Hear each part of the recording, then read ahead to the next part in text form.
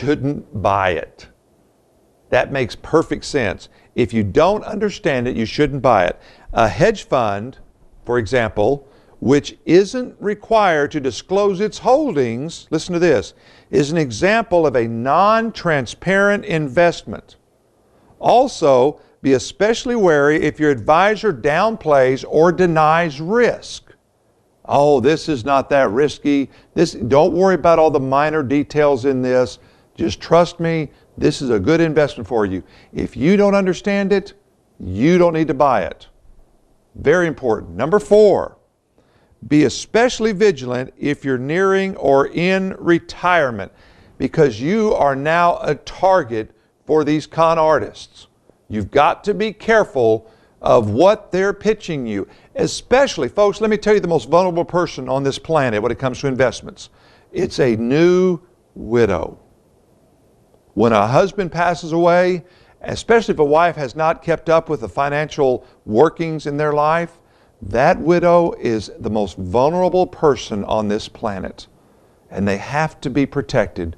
You've got to be careful. And number 5, if someone promises an investment return that is far greater than what the normal market is offering, run for the hills. If someone promises you an investment that's unnaturally higher than what's going on, that is a huge alarm. Let me just give you a couple of quick pointers on this.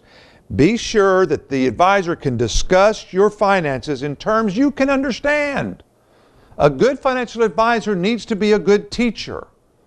If I can explain to you to the point where you can understand an investment, I'm doing my job. If you don't understand the terminology and you ask questions and you're not satisfied, head for the door. Ask about their experience. And finally, find out their accessibility and ability to be contacted. If you can't ever talk to them, something's wrong. Now, folks, I've given you 5 quick ideas. Of course, if you want more information, go to youmeandwallstreet.com and get more information about how to Ponzi proof your portfolio, because the scavengers and the fraudulent people and the sharks are out there, and they'll take you if you let them. All right, folks, now it's time for rapid fire. Get your seatbelts on. Let's go. It's time for your outspoken emails to be heard. This is Rapid Fire.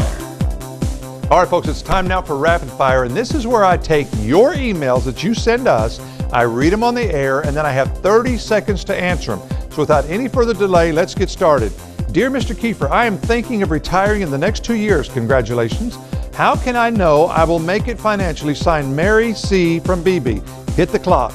Mary, there is a very important number you need to know, and it's 4%. On average, a conservative portfolio can make about 8% a year on average. It won't do that every year, but if you average it out, it'll be 8%. Now, you spend 4%, we can replace that 4, and then we can add another 4% to the value of your portfolio. So the next year you get 4%, but of a larger amount. Guess what, Mary? You just got a raise. And the next year you get 4% of an even bigger amount. So inflation never catches you. That's very important to understand. Number 2, Steve, the recession has made me think about the fees that I pay for mutual funds. I know that fees are charged on my investments when the funds are making money and growing, but how do they affect my portfolio when the market goes down? Signed, Mike T. from Cabot. Hit the clock. Mike, I've got some unpleasant news for you. Let's say a mutual fund charges 3% for you to own it, and you make the fund makes 8% in 1 year. You're going to see a gain of 5%. They're going to take the 3% off the top. But your question is, what happens when they don't? If that fund made nothing that year, your statement's going to reflect a negative 3%. You're going to lose 3% in value because that fund is always going to charge that money. And if it's down 10% from the market, you're going to see a loss of 13%. I can't stress enough how important it is to know what fees you're paying and make sure you have the lowest fees possible. Number 3, Dear Steve, I am seriously thinking of retiring at 62, but the amount I would receive at full retirement in Social Security is much more. What are your thoughts on this? Signed, Phyllis R. from Malvern. Hit the clock. Phyllis, I usually use the phrase, a bird in the hand's worth 2 in the bush. It's okay to take Social Security at 62. Now, a couple of things to realize. Number 1 is that the amount you make if you have a job, cannot exceed around $13,000. That number changes. Otherwise, you're giving back $1 for every 2 you make. But it would take you 16 years just to break even if you take it at 62 than if you waited to 66 or whatever your normal retirement age is. So if you're thinking about doing it, you're not going to make more than $13,000 a year, I say go for it.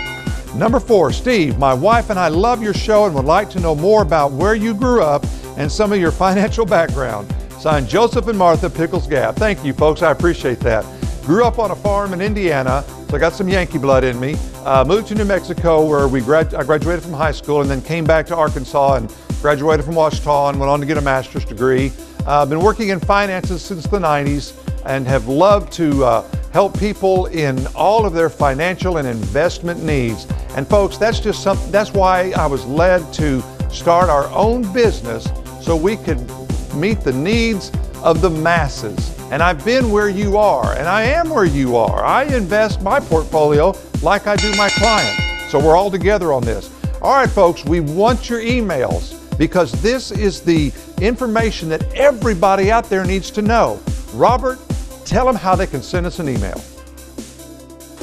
If you have an investment question or comment you would like answered on air, send those emails to rapidfire@youmeandwallstreet.com.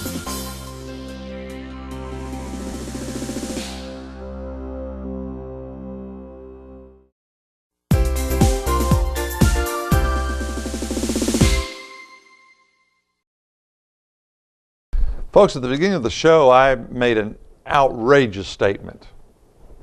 I said, there is a way to make inflation work for you. Now, that would be an outrageous statement if I didn't have something to back it up with. And as you know by now, when we give you information, we always back it up with fact. I'm going to show you tonight a product, or actually, let me be more specific, an asset class that you might not have ever heard of, and I can almost guarantee you don't have in your portfolio. And it's an asset class that actually thrives on increasing inflation. We've been talking about, or we've been listening to the media talk about inflation and even hyperinflation because the government keeps printing so much money, it's going to drive prices up as a result. What can we do? Now, I'm going to just give you a real quick one, and then I'm going to go on to the specific one. The stock market, the equities industry, has been one of the best hedges against inflation in history. It has had the tendency to outpace inflation, but it's not always a sure thing at an exact time or a certain point in time. But the asset class I'm about to share with you always beats inflation, because inflation is what gives it its value. So let's talk about this.